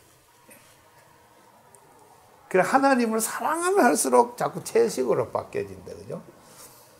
사람들이 시커 먹고 놀다가 이제 고기 시커 먹고 삼겹살 먹고 하다가 나이가 60쯤 넘으면 이제 고기 잘 안 먹으려 그러잖아요. 병나니까. 저도 요새 고기 먹기 싫어가지고 집사람이고 저랑 주로 고기 잘 안 먹어요. 하나님께서 먹으라면 제식이다, 그죠? 창세기 1장 29절. 하여튼 그런 뜻보다 더 깊은 종말 신학이 거기 있지만 하여튼 이렇게 해서 성경이 역대기사가와 신명기사가의 역사서를 바탕에 깔고 오랜 세월을 거쳐서 5경이 6경이라는 것도 있어요. 그걸 거쳐서 최종으로 펜타튜크, 그걸 히브리 말로 토라라고 토라가 이제 완결이 됩니다. 상당히 시간이 많이 걸리죠. 그동안에 소위 유대인 디아스포라 공동체들에서 안식일 예배 때 예배용으로, 둘째로 평일에는 토라 학교, 아이들에게 문자를 가르치고 하나님 법을 가르친 토라 학교에서 교육용으로, 교과서로 사용돼요. 그러면 교과서로 사용될 때 의미는 뭘까요? 그 당시에 제국들이 내놓은 교과서들과의 길한 관계에 있어요. 길가메시 서사시는 영웅 엘리트 숭배를 가르칩니다. 인간의 높은 고매한 영웅들의 정신, 그걸 가르칩니다. 진리 탐구와 또 영생에 대한 탐구, 이런 걸 가르치죠. 그리고 그때 찬양으로 막 일색되어 있습니다. 에누마 엘리시 뭡니까? 다신교에 나타나는 모든 신들에 대한 그 찬양이 들어가 있습니다. 그 다음에 더 딴 쪽은 헬레니즘 문명권은 제우스 등등의 그 신들의 체계, 아폴로 신전에다가 디오니소스 뭐 쫙 있잖아요. 그 신들의 체계. 전부 도시들의 수호신들이에요. 도시 신전에 있는 수호신들입니다. 이것들에 대한 많은 가르침이 막 행행하는 그런 세계 속에서 하나님의 백성들은 오직 여호와 하나님은 한 분뿐이다 하는 것을 어릴 때부터 선언하게, 그래서 세속주의에 물들지 않게, 무슨 세속주의? 왕에게 기대하는 노예들을 부리는 이런 체제에 대해서 물들지 않도록 교육을 시키는 데 목적이 있었어요. 성경은 처음부터. 그래서 성경은 처음부터 헤브라이즘이라는 것은 헬레니즘에 대한 안티테제로 나중에 생겨난 거예요. 성경의 보수적인 사람들은 무슨 먼저 생겨야 좋은 건 줄 알고 성경이 제일 먼저 있었고 나중에 다른 종교의 경전들이 나중에 생겼다 막 이렇게 어거지를 막 말해요. 그건 전혀 사실이 아니에요. 성경은 상당히 더 후대에 생겨났는데 그 성경을 쓴 기록의 그 동기가 고대에 있는 하무라비 법전의 그 노예 체제에 대한 반대, 그 다음에 애굽에 있는 그 세속적인 왕국 중심의 그런 다신교적인 세계, 그 다음에 마르둑 종교 등등의 바빌론, 페르시아의 모든 지배적 이데올로기에 대한 안티테제, 그 다음에 알렉산더가 끌고 온 헬레니즘의 세상 철학 체계에 대한 강력한 반대예요. 특히 철학에 있어서의 정의 개념. 정의란 무엇이냐? 정의. 성경에는 이 정의라고 번역 안 하고 공의라고 번역해서 굉장히 낯선 인문학과 다른 그런 용어처럼 됐는데 같은 말이에요. 디카이오스네, 디카이오스. 그리스 말로 디카이오스. 히브리 말로는 제데크입니다. 쯔다카, 제데카. 이게 같은 말이에요. 그 다음에 사랑. 헬레니즘의 사랑은 에로스예요, 에로스. 그런데 헤브라이즘의 에로스 아니에요. 아가페예요, 아가페. 아가페란 단어는 성경에서 만들어낸 말이 유행어예요. 잘 안 쓰는 말이에요. 고대의 철학책들을 쭉 보면 아가페란 말은 안 써요. 주로 에로스라고 해요, 에로스. 근데 에로스가 아니다! 그 얘기를 하잖아요. 또 이제 논의를 하자면 앞으로 철학과 신학 강의, 특히 성사학으로 보는 신학 비판, 철학 비판 두 개를 또 해야 돼요. 이걸 더 해야 되면. 그 다음에 국가에 대한 문제, 국가. 즉, 폴리티콘. 뭡니까? 정치학. 정치학에 대한 문제예요. 플라톤 등등이 내세워보았던 준 폴리티콘. 인간은 무엇이냐? 인간은 정치적 동물이다. 이렇게 번역했는데 사실 제대로 번역하자면 인간은 도시 국가에 사는 동물이다. 이게 말해야 되죠. 폴리티콘이라는 자체가 폴리스적인 것이라는 뜻이니까. 그 다음에 이 국가를 코스모스. 이건 이제 성경의 세상이라고 우리 번역했는데요. 이 코스모스에 대한 이게 질서, 우주 조화, 그죠? 이게 체제 유지의 질서에 대한 안티테제 성경에 나와 있어요. 그래서 코스모스를 세상으로 번역해요. 이 세상은 세속주의 말에 세속주의 말의 근원이 되는 거예요. 거룩이란 말이 반대말이에요. 거룩. 반대. 거룩이란 말에 카도시라는 말의 반대말. 이런 것들이 이제 헤브라이즘의 사고로 쭉 사상으로 형성이 되었습니다. 그런데 불행하게도 로마 제국에 들어와서 이 헤브라이즘이 전부 헬레니즘으로 옷을 입습니다. 왜? 헬레니즘에는 도시국가의 통치술이 교묘하게 정교하게 발달이 되어 있는데 성경에는 통치술이 없어요. 그러니까 권력을 잡은 기독교는 그 통치술을 폴리틱스, 정치학에서 배워야 되잖아요. 국가론, 플라톤의 국가론, 아리스토텔레스의 이 정치학 이런 데서부터 전부 따오기 시작했어요. 누가요? 바티칸, 로마 교황청, 주교들. 그래서 지배하기 시작했어요. 이 교회가 타락하게 되는 결정적인 전환점입니다. 오늘까지 그 계속되고 있어요. 종교개혁에서도 자본주의 국가를 기독교가 또 같이 손을 잡았어요. 개신교, 자본가들의 종교예요. 지금까지도 그래요. 교회에서 돈 없는 사람 무슨 말빨이 있어요? 없어요, 지금. 돈 있는 사람이 장로되고 사회적으로 유지들이 교회에서도 영향력을 행사해요. 이게 비성경적이에요. 예, 그동안 천년 동안 왜곡되어 온 기독교예요. 이제 성경으로 돌아가야 되는데 어떻게 돌아가야 되느냐? 신명기 사가와 역대기 사가와 그다음 오경의 저자의 이 발달사를 지켜보면서 이 세상의 체제가 국가 체제가 아닌 광야로 나가는 공동체, 사랑으로만 살아가는 평등과 자유와 서로에 대한 존중과 사랑으로 뭉쳐진 그런 공동체로 살아가는 것. 그 예수님이 그 얘기를 하신 거예요. 나타나셔갖고. 유대교도 중간에 많이 변질이 돼요. 그건 나중에 다른 시간에 공부합시다. 한 번 더 해놓은 게 전에 하스모니 왕가에 대한 발제를 제가 했죠.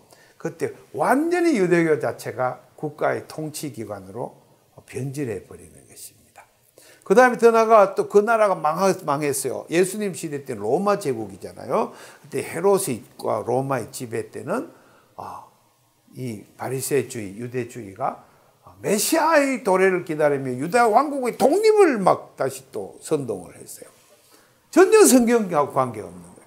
예수님이 그걸 타파를 해버렸죠. 지적을 해보면서 바리새주의와 사두개주의를 노 하고 민중들에게 진정한 성경의 공동체를 막 가르쳤을 때 잡혀 사형을 당해버렸어요.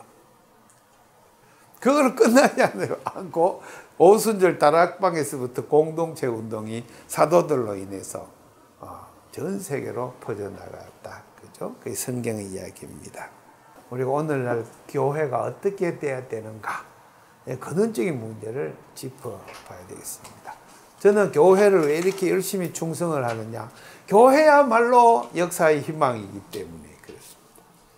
이 대한민국 국가의 악한 국가, 암만 개혁해도 안 될 것입니다. 인간은 근원적으로 욕심덩어리고 탐욕이고 자기중심이고 결국 그렇게 될 것입니다.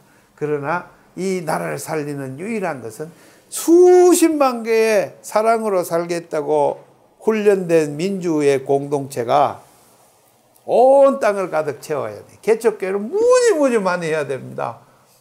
100여 명 되는 교회에 진실한 목회자가 성경적인 사상, 사랑으로 하늘 뭉쳐진 목회자가 장로님들하고 사상적으로 하늘이 신앙적으로 결합해갖고 교회를 수십만 개를 만들어야 돼. 마침내 대한민국이라는 이 체제는 해체해버려야 돼요. 일본도 해체, 중국도 해체, 미국도 다 해체. 전부 국가가 이제 소위 무력으로 유지되는, 군대로 유지되는 이러한 악한 국가 체제는 해체되고, 그 다음에 그러면 깡패들이 막 나타나서 그게 아니고, 이 선한 네트워크들의 윤리와 이것이 인간들이 점점 더 하나님의 나라의 백성으로 성장해가지고 만들어낸 그런 하나님 나라. 이게 성경이 꿈꾸는 세계거든요. 그게 바로 교회입니다. 그래서 그래 목숨을 걸고 교회를 위해 충성을 다 해야 된다. 그래서 NGO 운동이 굉장히 중요하다고 생각합니다. 우리 WCC 운동이나 에큐메니즘 운동, 또 종교관을 넘어서 대화하려는 운동, 그 다음에 이 YMCA, YWCA, 또 그 외에도 세계적인 어떤 기구들을 가버넌스 형태로 같이 민간들이 나간 네트워크가 정말 중요하다고, 미래의 대안이라고 저는 보고, 교회는 분파주의, 교단주의 이런 것들을 과감하게 버려야 된다. 벗어나야 된다고 봐요. 그래서 저는 스토리에 기장마크 이런 거 찍는 거 아주 싫어해요. 예장 목사든 여기 예장 콱 마크 찍고 뭐 교단이면 교회에다가 마크 딱 붙이고 뭐 이렇게 하는 그게 아주 좁은 교단주의적 사고를 갖고 뭐 장로교니 뭐 침례교니 뭐 성결교니 이런 거 있잖아요. 그런 거 다 좀 내려놓고 뭐 중이냐 목사냐 이런 것도 좀 내려놓고 그 제일 큰 기제가 저는 평화라고 봅니다. 샬롬, 평화는 샬롬 뭡니까? 성경적 샬롬은 원 상태로 돌아가자예요. 샬롬, 원 상태로 돌아가자. 그래서 회개를 통해서 우리가 원 인간을 회복하고 하나님과의 원래 관계를 회복하고 하나님은 종교의 창시자가 아니거든요. 전에도 말씀드렸지만 이건 존재의 창시자예요. 그 보편적인 존재의 창시자예요. 모든 생명을 다 살리는 보편적인 우리나라에 뭡니까? 홍익인간 이런 개념이 있잖아요. 그런 개념하고 맞잖아요. 그리스도인들이 그와 같이 성장을 해가지고 보다 더 세계적인 차원의 국경을 넘어가가지고 국경에 갇히지 말고 국경을 넘어서 연대하는 거. 일본 기독교인, 뭐 꼭 기독교인뿐만 아니라 평화운동가들 이런 것을 연대해서 전 세계 평화를 위한 운동에 또 좀 더 나아가고 인종차별 철폐 운동도 예, 가족의 가부장제를 넘어 여성의 인권, 여성 문제 이런 문제 보편적 가치관들을 기독교가 더 강하게 붙들고 공동체들을 만들고 또 활동가들을 많이 생산해 내야 된다 하는 게 제 생각입니다. 대답이 됐습니까? 그래가지고 바꿔봅시다. 하나님 역사하시라는 믿습니다. 저 개인적으로는 20대부터 유신 반대 투쟁의 학생운동 나가갖고 기독교 학생운동을 시작해가지고 정말로 힘들었습니다. 왜? 신학이 없었기 때문에요. 성경을 신학생이면서도 전혀 다르게 배우고 있었고 JEDP 이론에 의하면 J는 솔로몬 궁전에서 있는 서기관이 성경을 썼다 이렇게 배웠으니까 왕조가 쓴 거예요. 성경은. 이 서양 사람이 그런 이론을 내놓은 거예요. 폴라드라는 학자하고 벨하우젠 등등이. 그래서 서양 기독교는 왕국에 대한 거부감이 전혀 없어요. 어떻게 보니까 익숙해요. 자기들 생활에 왕국이. 그래서 제가 이제 오래 공부를 하면서 이 성경이 그런 게 아니구나. 현대 이론 소개한 신명기 사가에 부터 시작되었구나 하는 현대의 그 학문의 그 동향에 제가 참여하면서 박사학위를 하면 생각이 완전히 정립이 됐죠. 그리고 자유를 이제 느끼고 그 뒤로는 사회운동 방향이 완전히 달라졌어요. 이스라엘 사람들, 왜 학자들은 육경에 관한 존재를 부정할 수가 없습니다. 성경에. 육경이, 5경 이전의 그 편집본을 육경이라고 그럽니다. 창세기부터 여호수아까지 있는 6권의 책을 그게 경전으로 1차본으로 됐다고 봐요.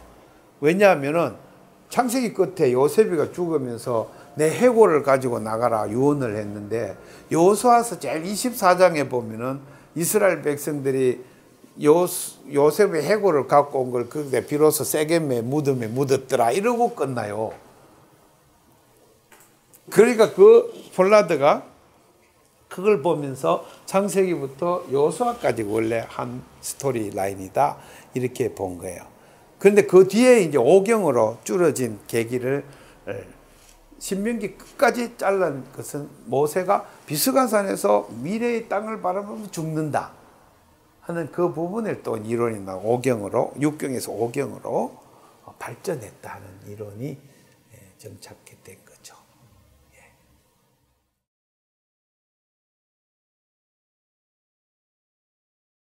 그 양반이 하는 건 30년 전에 그 논쟁했던 그런 이야기를. 그래, 그때 홍해 문제도 신화의 역사화, 또 역사의 신화화라고 하는 두 가지 하버드의 프랭크 무어라고 하는 학자가 제기한 그 문제에서 다 해소되는 부분이에요. 근데 그런 것들을 이제 실제로 있었냐 없었냐 이런 형태의 역사 팩트냐 아니냐 이런 쪽으로 물고 들어가 지금 또 그 얘기를 하고 계시고 또 여리고에 관한 정보도 30년 전에 고고학적 정보예요. 그게 지금 고고학이 계속 발달하면서 많이 변했어요. 신민기 사가가 출애굽 사건을 기록하는 목적은 구원이라는 데 초점을 둬요. 노예들의 해방. 여호와의 아이덴티티는 노예를 해방하는 데 있다. 이걸 입증하려고 이 시점에 쓰는 거예요. 이 망한 이 시점에서. 그럼 이때는 500년, 400년이 아닙니까? 이 시점에서 디아스포라에서 이때는 어떤 시대를 상징하냐면 엑소더스 이거는 1300년경에 일어난 것으로 추정되는 즉 1000년 이전에 그런 일이 있었다고 하는 이야기를 역사로 쓰고 있는 거예요. 역사로. 그 의도가 뭐예요? 노예를 해방시키는데 자, 그다음 모든 독자들의 환경은 신화 시대입니다. 이 시대 때는 신화론이 전부 일반화되어 있던 이 시대에 이 이야기를 쓸 때 애굽 땅에서 히브리인들을 데리고 나올 때 완전히 멸망의 위기에 군대가 쳐들어와 있는데 모세의 그 지팡이를 내밀었더니 하나님이 성령 우주 만물을 창조한 그 힘으로 바다를 바람이 불어서 밤새도록 갈랐다. 그래서 저들을 끌어냈다. 세상에 어떤 이 왕의 세력도 여호와 하나님하고는 대적할 수 없다. 그 얘기를 선언하는 거거든요. 선언. 그리고 그거를 믿어라. 문자적으로 믿어라. 예, 그 사건을 하나님 여호와 하나님이 우주 만물을 창조하시고 그 힘으로 노예들을 해방시켜 전혀 다른 공동체를 일으켜내는 그 여호와 하나님인데 그 하나님을 믿으라 하는데 초점이 있어요. 이 당시는 무슨 역사 실정주의도 없었고 그 다음에 무슨 고고학도 없었고 이 당시 시대에는 이 글을 쓰는 그 문학 자체를 잘 읽어보면 고대에 있던 신관들에 대한 안티테제로 가득 차 있어요. 모든 수사법들이. 그것을 이제 신화의 역사화라고 이제 정리를 한 거예요. 학자들이 최근에 하버드 대학교 무어라는 교수가 역사가 신화가 된다는 것이 일반론이지만 그게 아니에요. 성경에는 신화가 역사화되는 거예요. 그런 과정을 겪어서 하나의 역사적 사실로 노예 해방의 사실을 적시해 둠으로써 역사 속에 신명기사가 구원의 사실을 적시해 둠으로써 그래서 노예 해방의 영속적인 즉 창조주 하나님은 우주 만물을 다스리는 분이니까 창조주 하나님은 언제나 노예 해방을 항상 이루어갈 것이다. 이런 그 전능하신 힘으로 하는 것을 믿으라 그거예요. 그 믿음으로 역사를 살아라 하는데 이 문학의 초점이 있는 거죠. 대답이 그 명쾌하게 됐죠. 전 아주 명쾌한데 안 명쾌할 수도 있을 거예요. 문자주의를 문자주의하고 관계없죠. 예, 그 문자주의에 빠지면 안 돼요. 예, 그리고 또 역사주의에 빠졌을 때 역사실증주의 이게 실제로 일어났느냐 안 일어났느냐 예수님이 실제로 갈릴리 호수 바다 위를 걸어갔느냐 안 걸어갔느냐 이런 식으로 그 성경의 문학을 이해하고 해석하는 것은 아주 자가당착이고 시대착오적인 성경 읽기예요. 네. 그 당시 고대인의 세계관으로 그 사람들을 위해서 쓴 거니까 그 사람들의 언어 체계와 그 사람들의 세계관과 그 사람들의 문학 세계 속에서 성경을 이해하려고 시도해야 된다는 거예요. 그 다음에 성경이 말하는 의도, 주제를 빨리 캐치한 다음에 그것을 현대의 언어로 번역하는 과정을 우리 오늘날 그리스도인들이 거쳐야 된다. 그걸 해석학적 과정이라고 부른다. 그죠? 예. 정말 성경이 그 얘기 하는 거예요. 지난한 과정을 거칠 것이다. 그 얘기를 하는 것이고 너희 당대에 이루어지지 않을 것이다. 그것을 애들에게 가르치는 거죠. 부단히 좌절을 겪으면서도 소위 말해서 하나님 나라의 도래에 대한 꿈을 계속 꾸면서 그리고 하나님의 이 말씀을 끊임없이 훈련하면서 자기를 비우는 과정과 공동체의 연대를 가지는 그 과정을 오래 겪어라 그 얘기예요. 그래서 하나님께서 반드시 이루신다. 그래서 굳게 믿으라. 그게 믿음의 내용이에요. 그게 믿음이에요. 소위 철학적인 유실론과 무실론 그게 아니에요. 고대에는 다 유실론이죠. 신이 있다는 걸 믿으라 이런 건 아니에요. 성경의 믿음은. 성경의 믿음은 하나님이 살아계시고 하나님 노예를 해방시키시고 새로운 공동체를 이루시어서 그것으로의 모든 왕국들을 다 무너뜨리시고 여호와 하나님의 그 나라 정의와 평등과 사랑이 넘치는 나라를 반드시 이루신다고 하는 사실을 굳게 믿으라. 그렇게 좌절하지 마라 그 소리예요. 변절하지 말고. 사무총장님 이게 열심히 하다가 이제 나이가 들면은 이제 이렇게 하나님 나라가 언제 이루어지나 그래가지고 적당히 이제 출세해가지고 막 이렇게 관료로 가지 마라 그 소리요. 끝까지 NGO를 하라 이 소리요. 목사도 적당하게 해가지고 민주화 공로를 세워가지고 어디 위원장 자리 차고 따라가지 마라 그 소리. 같이 공동체 목사 계속 성경 공부하고 갈고 닦고 그러다 보면 하나님이 예수님 재림하시는 날 도적같이 임하는 그날에 다 이루신다. 이제 이걸 믿으라 그 소리예요. 성경의 뜻이에요. 오늘 이걸로 마치겠습니다. 감사합니다.